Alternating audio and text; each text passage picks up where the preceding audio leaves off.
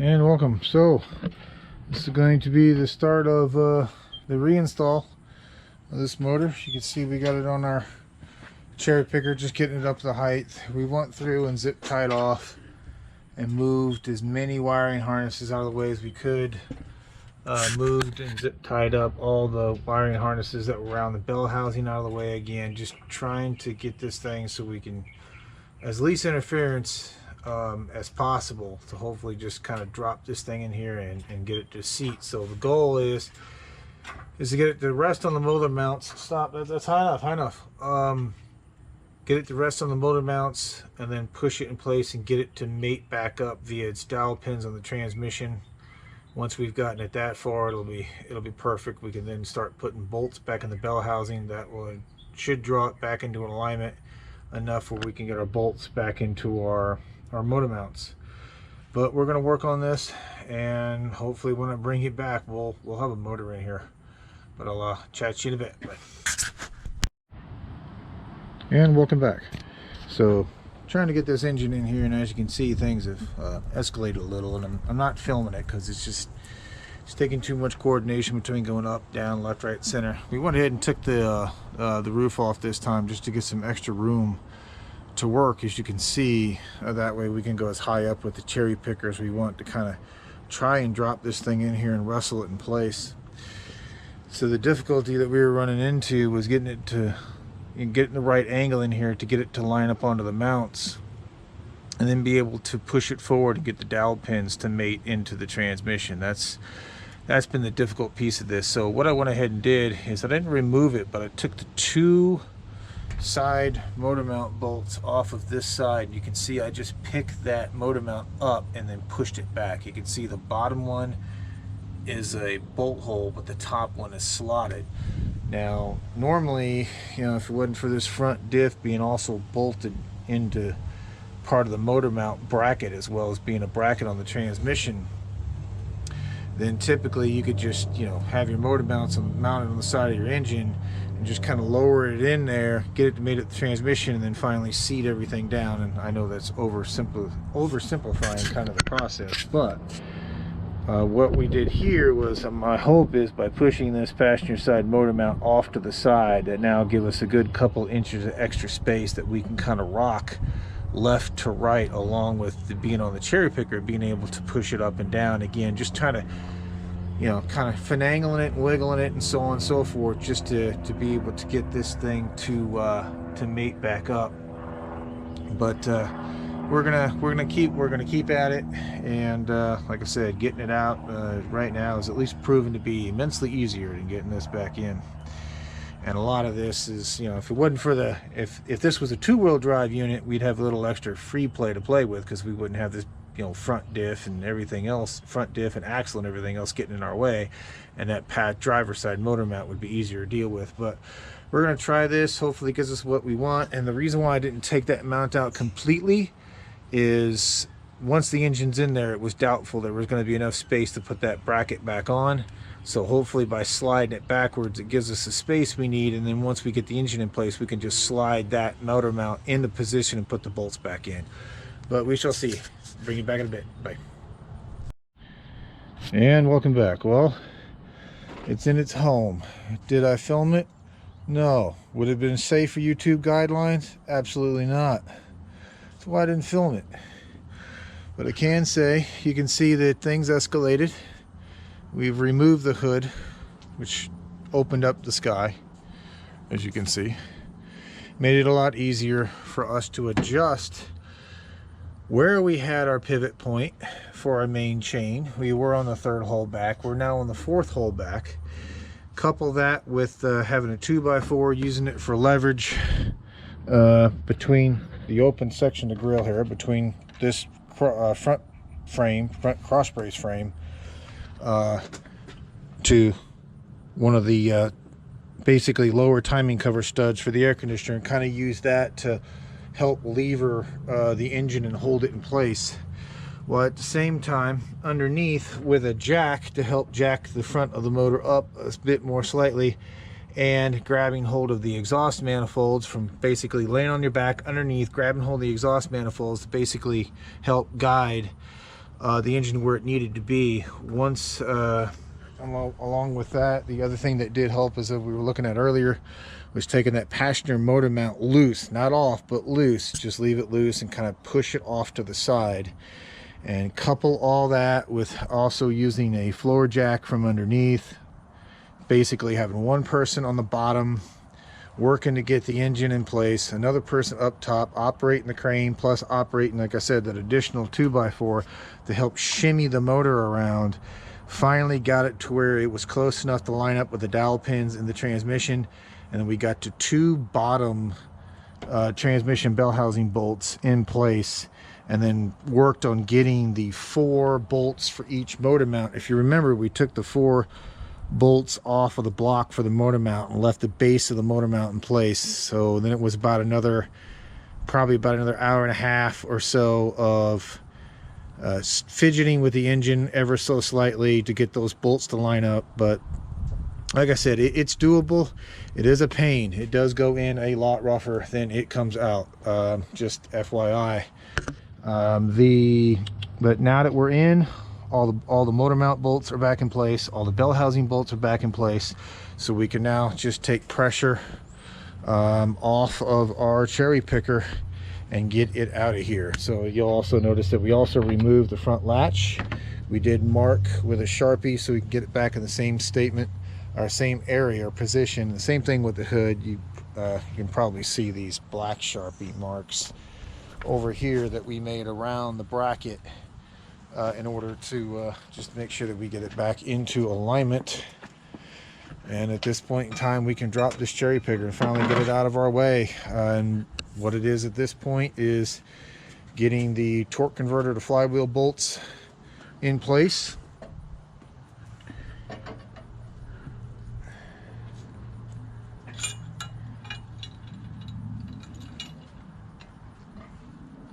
Okay. Oh, gotta go down a little bit more. Slacken that chain to get the hook out. There we go. Okay, and that's it. We're going to get our adapter hardware off here and bring it back and, you know, basically start putting the rest of the pieces of the puzzle back together at this point. So the next thing we'll do is, just because it's underneath the truck work, is just getting the torque converter to flex plate bolts in place and Loctited. I've got the first bolt almost lined up to where it needs to be. We'll get that one in, and then we'll rotate the engine from the front until it comes around to the next one. So the good thing, there's only 4 bolts that we showed you in flex plate. We are starting with that 1 bolt in the flex plate that's a little out around, and remember what that is you start with that one and it lines up the other 3. With that being said, I'll bring it back in a bit. Bye. And welcome back. Hopefully you can see that. It's one of the flex plate, the torque converter bolts. In the previous video, we went over the part number for that because we did put all new bolts in this. Now the book called for 23 foot-pounds, so surprisingly they're not torqued very high. And it actually, now that I think about it, when we disassembled it, it didn't take much to break the torque of those to get them out. It just, I don't know, it kind of amazes me that all of that mechanical power is transferred into the torque converter via just 4 bolts torqued at 23 foot-pounds apiece. So you can see that we've marked them. Let me know that we've done 2 passes on this just to make sure we're at torque. I also put a little dab of blue Loctite on each one. The book didn't say to do it, but I looked it up online, and some people do it and some don't. For the extra peace of mind, I'm doing it. I don't want one of those things backing out. So with that being said, what I'm going to put on next is just the inspection cover / brace. And it goes right here on the pan and just covers this area up. And I'll bring you back for the next piece.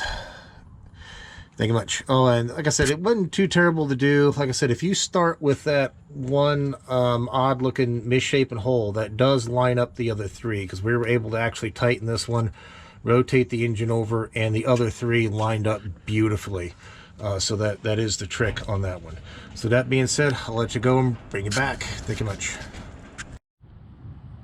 And welcome back. So down below, the bolts are in the torque converter for the transmission. The inspection plate, as you saw earlier, is back in. We've got the starter back in, but not electrically connected. We still have to put the NOx sensors and everything else on the sides of the block. We're just up here working on this upper piece. Since the hoist is now out of here, we could put our new VVT solenoid in. I had that in a video in an earlier parts video. So this is in, and since we're not using the MDS solenoids in here, I just taped and covered them up, as you can see here, and just kind of zip tied them a little bit to the harness just so they wouldn't flip around, wouldn't bounce around any. I mean, it'll be perfectly fine. It's sitting underneath the intake, and the intake's got some, pretty stout feet on it, so it's not gonna, they've been zip tied down, so it's not gonna bounce up and beat its way through the intake if that's what you're concerned about. I thought about maybe just disassembling this harness and keeping only the one connection I needed, but I didn't want to do that, because in the event that you need to put the MDS solenoids back in, or want to put the MDS solenoids back in, now you've got your connectors there in order to be able to do that. So again, the only connection we're going to use off of this is just for the variable valve timing, and that's the gray one. All the other connectors were black. This connector's been reattached. That'll go to the back of the intake manifold, is where that'll press into place. This one right here is for the SRV servo that's in the back of the intake, as we all well know. And what we're going to do next, we went ahead and also reinstalled our dipstick tube. Actually, I need to put the one mounting nut right here where it clips in, but it has been put back into the block and secured with a bolt as well. The next thing we're going to do, since it's convenient, since the intake's not in here, is we're just going to install the coils real quick, since they're here and we don't have to fight with anything to do it. So we're going to do that, and then the next piece we'll do is getting the intake installed. And again, I'm not filming this in the normal detail that I would, because there's already videos that cover all of this on the 2500, and when we did the upper engine rebuild on this one the first time, everything's pretty much the same. But that being said, we're going to progress forward, and I'll bring you back. Thank you much. And welcome back. So you can see we've got at this point in time, you can see we've got our coil packs on, all 8 of them, all the new NGK ones. We've got our intake on, we've got the map sensor plugged back in, the SRV sensor plugged back in, we've got our pigtail for our VVT solenoid plugged in. So what we're going to do is just kind of start folding everything back in and laying it back in the engine compartment, and just prep to put the hood and everything else back on for the evening, because we're losing light and it's starting to drop in temperature out here. So we're going to go ahead and take care of that, and I guess pick it up in the morning and try to finish this thing. Got a little bit of electrical to do. Of course, the items on the front of the motor have got to go back in. Radiator, fill it full of oil, fill it full of antifreeze, and then do a quick test. But we shall see. With that being said, we're going to button things up here, and I'll bring you back in a bit. Bye. And welcome back. So we made quite a bit of progress since we last brought you here. I think in the last clip we had the intake installed. We went ahead and finished up the electrical, so all of our electrical is reattached at this point. I'm sorry, we got 2 more grounds to attach on the electrical, but everything that applies to the engine, both on passenger and driver sides, have been all connected at this point. You can see that we've got our alternator, tensioner, AC compressor, power steering pump, and our belt and everything back on. Don't worry, you didn't miss anything. This is all covered in previous videos from when we did the upper end rebuild, as well as on the 2500 as well. So we're just prepping right now to go ahead and get the radiator dropped back in here. Let's see, and then we'll have the exhaust manifolds underneath to finish bolting back up to the collectors. And then once that's complete, we got to put a brake booster back in and then bleed the brakes. Once the brakes have been bled, that'll leave 2 items remaining. That'll leave just putting oil in it and then vacuuming the coolant system and vacuum filling the coolant. Once that's in place, then it'll be ready for a test startup, and then and we'll see if it'll work or if it'll start blowing parts all over the ground again. But with that being said, like I said, I'll let you go. And like I said, you're not, and apologies because I'm not going into detail as much as I have been before, but this has all been covered in several other videos on this series, as well as the playlist for the 2500. With that being said, I'll let you go and I'll bring you back. Thank you much. And welcome back. Hopefully you can hear me. I got a lot of neighbors right now cutting their grass. As you can see, we've made significant progress. We've got the rest of our accessories. The rest of the engine is buttoned up and installed, to include our infamous brake booster. Brakes have been bled. All electrical connections that were removed have been reattached. So on both sides of the engine. So at this point, we're really just missing a couple of things in order before we can test fire. Is that the coolant? So you can see we got our gauges hooked up. We're just gonna do a vacuum, basically a purge and fill. We're gonna draw a vacuum on the system and then use that vacuum to fill the coolant, just like you saw. And there, I showed this last time when we did the upper engine rebuild, as well as on the 2500. So I've got videos on my channel that covers that in a little bit more detail. So get that taken care of. We need to get an oil filter on it and some oil, then we should be good. But what we're gonna do right now is just go ahead and draw a vacuum on the system, verify the cooling system can hold a vacuum, and then we shall go from there. So I'm going to go ahead and get started on this, and I'll bring you back. Thank you much.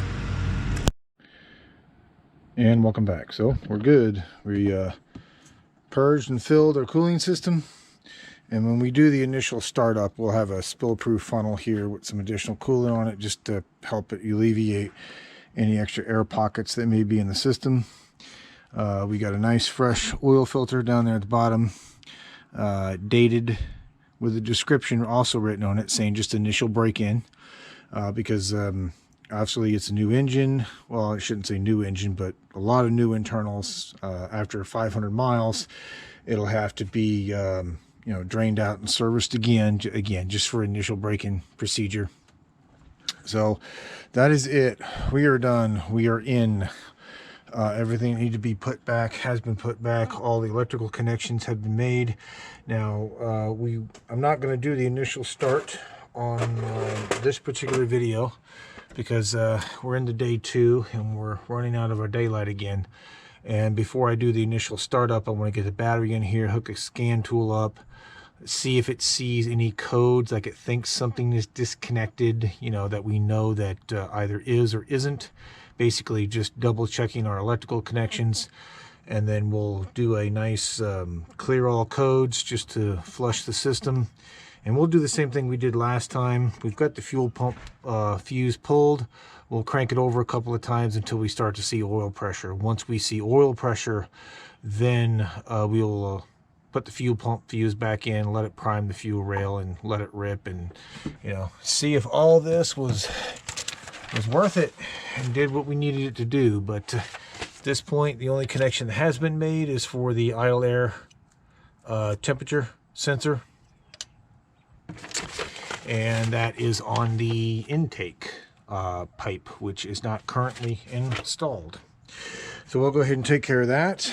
Like I said, and that's it. So the next video in this series that you see is going to be, like I said, getting this set up. We'll have a full scan tool on it at that point, just monitoring everything, and I'll bring you along for it, and it'll either work or blow parts out of, you know, sides or bottom of the engine, or grenade itself. Who absolutely knows at this point. But with that being said, if you're interested and you want to see these steps in more detail, if you haven't already, just look at the previous videos in this series when we did the top end rebuild. A lot of that is exactly the same, as far as, you know, putting the cylinder heads back on, intake, yada yada yada. Also the series we did for the black 2500 as well. There's a full series on that also covers cam and lifters and the whole 9 yards. So it's if you're interested in seeing it, there's 2 playlists in the previous videos. Will definitely cover all of that. And with that being said, I do thank you. If you haven't subscribed already, please consider doing so. It does help to grow the channel. And the next video that I see you in will be the initial startup. and we all look forward to it, definitely. And one last thing, I have respect for every automotive technician out there, all trades, I should say. I have mad respect now for anybody that pulls an engine and swaps them in on a daily basis, because let me tell you, doing this out in your driveway, it is 100% doable. But wow, yeah, again, it's just, and I know a lot of it's because it's to do with the Hemi, because of the angle that it's in and how low it sets into the vehicle. But yeah, let me tell you, mad props to you guys and gals that have to do this on a daily basis. And granted, I understand it'd be a little bit easier with a lift, but like I said, it is doable out here in the old driveway. But you're gonna fidget with it, and just be prepared for a little bit of a fight. With that being said, I'll let you go and talk to you on the next one. Thank you much. Bye.